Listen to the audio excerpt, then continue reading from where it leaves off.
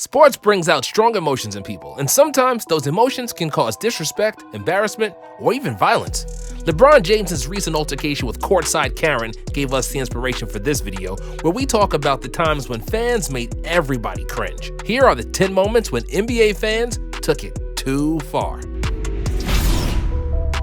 Fan tries to blind James Harden.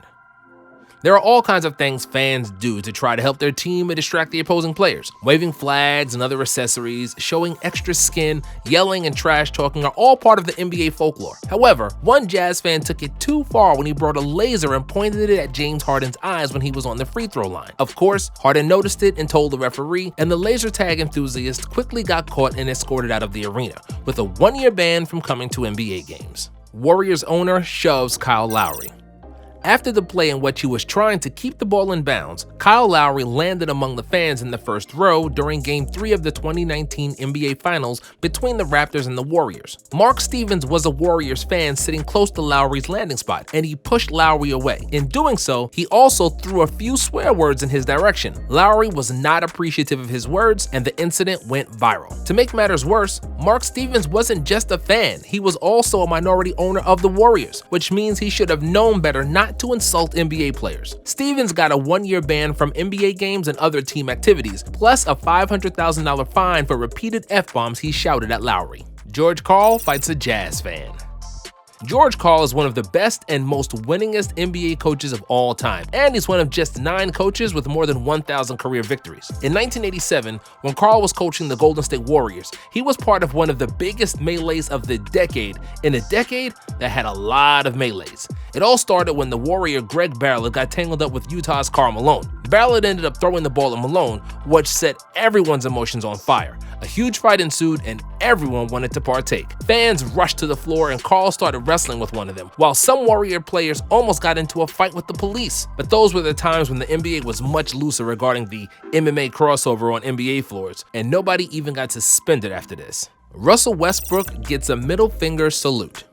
Philadelphia has some of the most passionate fans in the world, and these people will really let you know what they feel about you, whether it's good or bad, and whether you play on their team or not. During the Sixers season opener against the Oklahoma City Thunder in 2016, one fan sitting courtside got a bit overzealous with his fandom. Sitting just several inches away from Westbrook during one play, a fan flipped not one, but 2 middle fingers directly in Russ's face. Westbrook made a priceless reaction, showing with his body language that the fan was way out of line and that he exceeded normal fan versus player trash talk. Raptors fans cheer when Kevin Durant gets hurt. Game 5 of the 2019 NBA Finals was one of the most exciting NBA games in recent memory, filled with drama, strong emotions, and close calls. It was the game when Kevin Durant broke his Achilles, which was an emotional scene for every fan, simply because you don't want to see players get hurt like that, especially players of Durant's stature. But emotions got the better of the Raptors fans, who all cheered when KD got hurt and waved him goodbye. I mean, I get it. KD was the best player on the opposing team, and his absence heavily increased the chances of your team winning the NBA title. But dudes and dudettes of Toronto, you were wrong for cheering on someone's injury. Malice at the Palace. It was supposed to be just another game in the regular season at the Palace of Auburn Hills when the Pistons met the visiting Indiana Pacers. The Pacers dominated and led by 15 with less than a minute left, and Ron Artest was the best player of the game. But Artest wasn't satisfied. When Ben Wallace had a layup opportunity beneath the basket, Ron smacked him on the head, retaliating for stuff that happened in the playoffs several months ago. Wallace immediately wanted to get even, and he started chasing Artest on the court. A scuffle ensued, and multiple players were pushing, shoving, and puffing. But it was something we've seen hundreds of times, and the whole thing should have been over soon. While Ben Wallace was still arguing, Artest laid on the scorer's table to calm himself down, and then a spark happened that detonated the explosive bomb that was Ron Artest. John Green, a Pistons fan, threw a cup filled with soda in Artest's direction. This too wouldn't be something unheard of, as many fans have thrown cups and other objects before, but the problem was that John Green was very precise with his aim that day, and that the soda landed on Artest. Artest then jumped into the stands trying to fight Green, and soon enough, he was seemingly fighting with at least 3 people.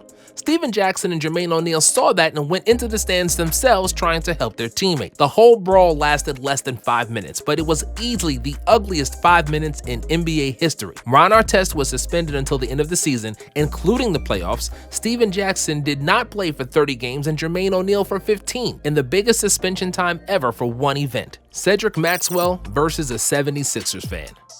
With the arrival of Larry Bird in 1979, the Celtics became an elite team, and on the way to the NBA Finals, they would always have to come across the 76ers led by Dr. J and Moses Malone. Their rivalry was filled with so much hatred, hard-fought playoff series, and good old fistfights that are unimaginable in today's NBA. Game 6 of the 1981 Eastern Finals will always be remembered by a fight between Cedric Maxwell and a Philadelphia fan sitting behind the basket. As Maxwell was trying to grab the loose ball, he fell out of bounds and into a Sixers fan who started provoking the Celtics player. Maxwell was a few seconds away from sending the fan to the nearest hospital, but he was thankfully stopped by his coaches and teammates in what could have easily been equally as bad as Malice at the Palace.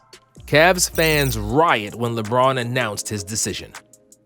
"I'm taking my talents to South Beach," were the words LeBron used to acknowledge his move to Miami and break up with the city of Cleveland. And as far as breakups go, this was the harshest one in NBA history. Never before or since have fans been so in love with someone for one moment and then so disgusted the other. LeBron's decision was the most memorable free agent move ever for the avalanche of emotions it produced, and it was almost entirely negative. It was hot in Cleveland on the night of the decision, not only because it was summer, but because of all the burning number 23 jerseys. There were riots in the city, and the fans threw rocks at the iconic LeBron billboard and destroyed some other properties, which was the classic example of fans taking sports too seriously. Joakim Noah gets a middle finger to the face.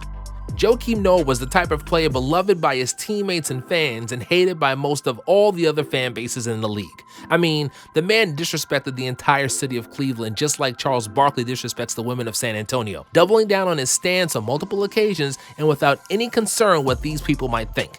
Outside of Chicago, it was easy to hate on Joakim Noah, and nobody represented that hate more than a blonde woman and her husband in Miami during the 2013 NBA playoffs. Noah got ejected from the game against the Heat, and the two fans really did their best to shove their middle fingers as close to Noah's face as possible. The Frenchman just casually walked past them, but the pictures had gone viral in another moment when fans got carried away. Jazz fans poisoning Michael Jordan's pizza. For those of you who didn't watch the Last Dance documentary and don't know what the flu game is, it was Game 5 of the 1997 NBA Finals between the Utah Jazz and the Chicago Bulls. Jordan was sick before the game, and it was doubtful if he was even going to play. Eventually, MJ did play, and he produced a performance for the ages. He willed the Bulls to victory, only to be carried from the court in the arms of Scottie Pippen, totally exhausted. The game was dubbed the flu game by the media, but Jordan explained that it was actually food poisoning from the pizza he ate the night before. He said that several guys delivered pizza and that they were probably Jazz fans who knew in which hotel he was staying. If this is true, it's definitely a moment that deserves to be on this list. But then again, Jordan was no stranger to some champagne and campaign before NBA games, and maybe the poisoning didn't come from pizza as much as it came from adult beverages, and he just used the pizza story to cover himself up.